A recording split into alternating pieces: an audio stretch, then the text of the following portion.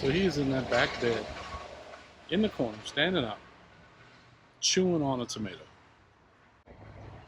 This is his buffet.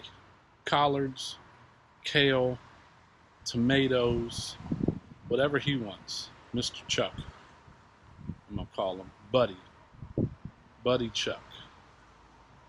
The neighborhood groundhog. I think it's the same one I've seen yesterday and this afternoon, and now right before I leave, he's back there snacking on a tomato, loving life.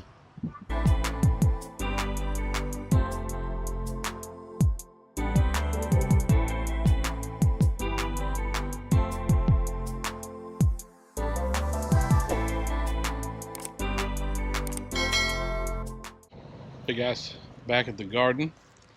It's a balmy afternoon out here. It's about 98 degrees, heat index in the low 100s, 105, 104, or something like that.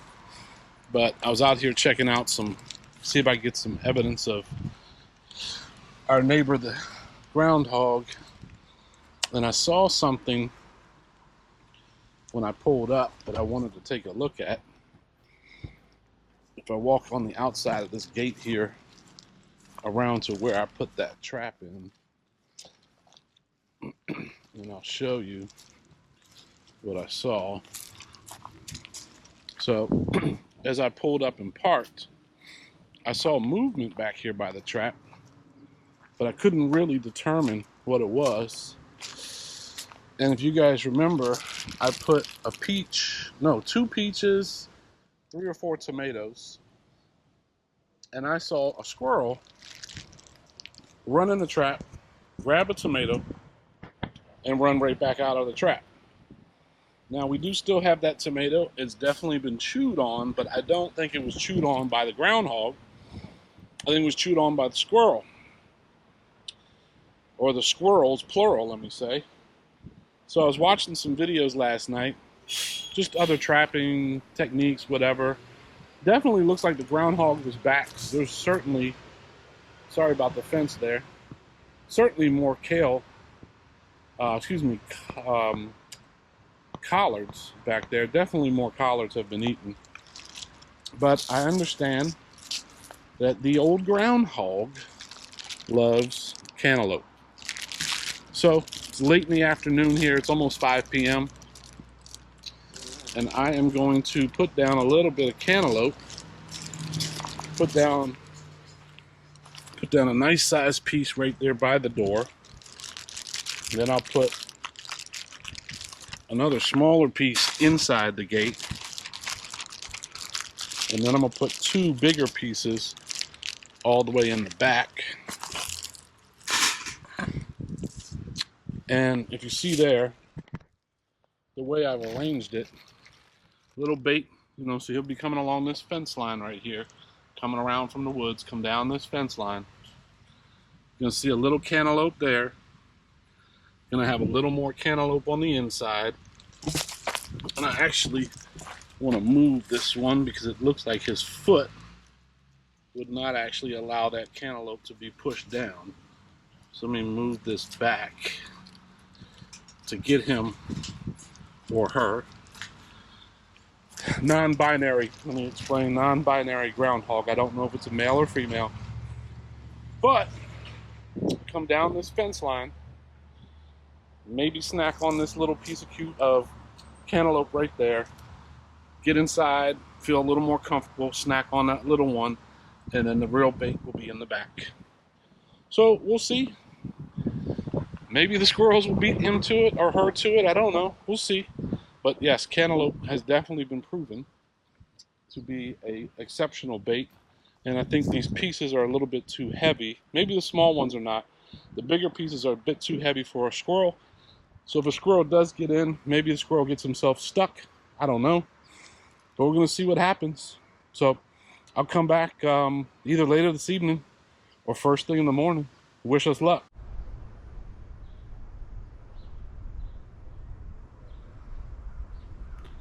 So right back in that corner, I'm whispering, but the groundhog is back there destroying the cantaloupe slice that I let a trail going into the trap.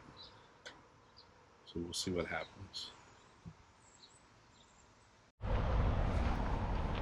Alright, so the groundhog is in the back along the fence line eating the cantaloupe.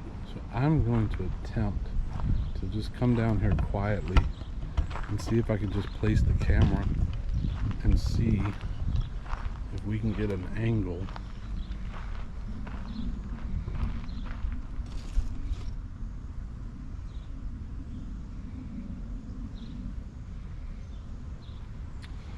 I'm not sure if that is going to block it, but I'm going to leave it right here and see if we catch it.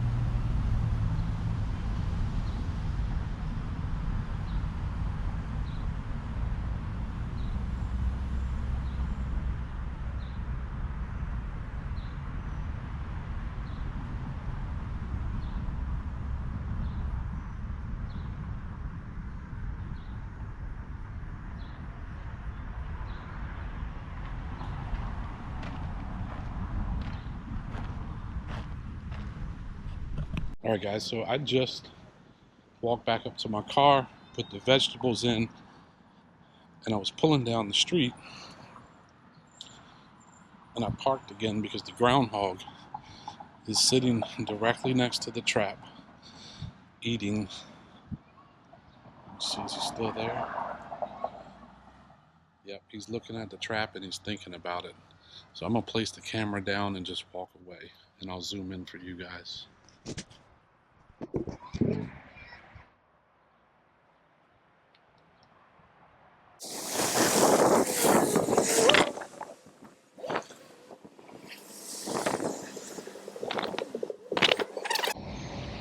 he is right on the back side of that wall, and he's thinking about it. He's thinking about it.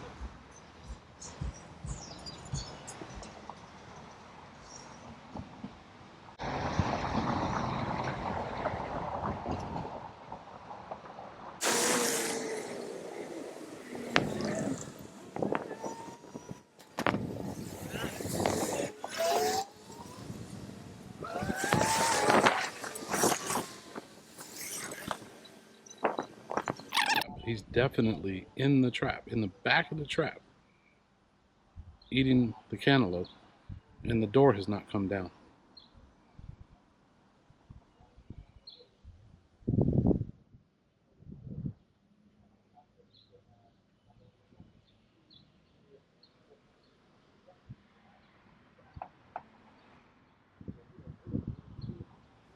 There it is, the door went down. Boom.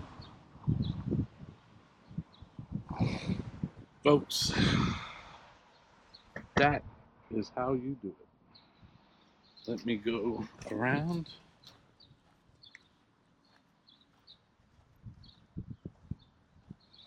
Oh, hold on, the door went down.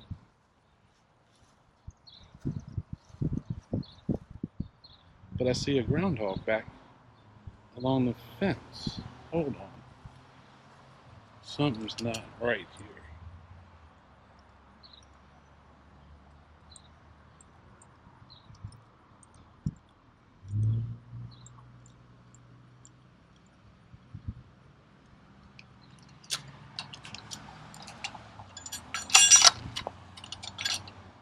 Let's see what happened.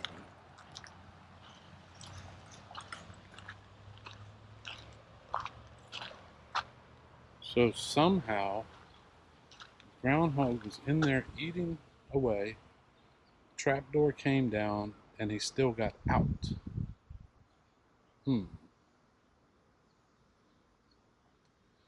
Something's not right. I'm gonna have to investigate. All right, folks, so here's proof that I am not a hunter. I'm not a trapper.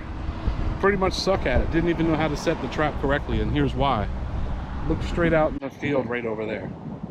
Who's that out in the field? That is the groundhog that was just on the fence line in the trap eating the cantaloupe. And my mistake, I did not set the mechanism that locks the door correctly. Get started, lift up on the door lock on the top of the trap. Then press the door lock frame in. The door will open like this. To keep it open, rotate the trigger rod and you'll see the door lock into place. Now your trap is set. So, my thought is I'm gonna call it an evening. I'm gonna let him forage out here in the field, getting some probably clover is probably what he or she is eating. I believe because that door mechanism, even though it closed, I think it probably gave the groundhog enough confidence that, hey, I can get out of here if I need to. It was probably a little bit intimidated. But if it is the same groundhog, there might be more than one out here, I'm pretty sure. But this is the aggressive one. I'm almost certain that later on this evening or maybe tomorrow morning, they'll have the confidence to go back in to finish the cantaloupe. And I'll hopefully have some footage the next time to update you with a trapped groundhog that we can now relocate. So, update coming soon. So I'm happy to report, 9 days later, we got him.